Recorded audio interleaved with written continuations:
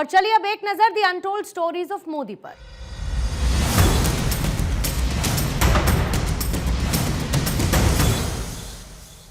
मोदी जी दिव्यांगों का विशेष ध्यान रखते हैं। एक बार पार्टी कार्यालय पर एक दिव्यांग पर उनकी नजर पड़ी। उसे ट्राई साइकिल की जरूरत थी, तो मोदी जी ने मुझे कहा कि एक ट्राई साइकिल की व्यवस्था कराएं, और 2 महीने बाद भी उन्होंने उस दिव्यांग के बारे में मुझसे जानकारी ली। ये कहना है पूर्व सांसद रमापति राम त्रिपाठी का।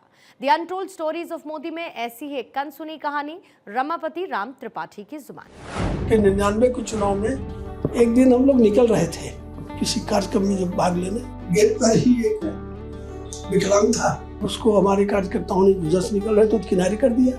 इनकी दृष्टि पड़ गई, ये वापस हो गए और लोगों को हटा के उसके पास से चले। क्या बात है? तो उसने कहा कि हमको एक वो साइकिल चाहिए, ट्राई साइकिल नहीं, इसलिए मैं आया हूँ कार्यालय पर। उनका भाई इनको व्यवस्था कराइए।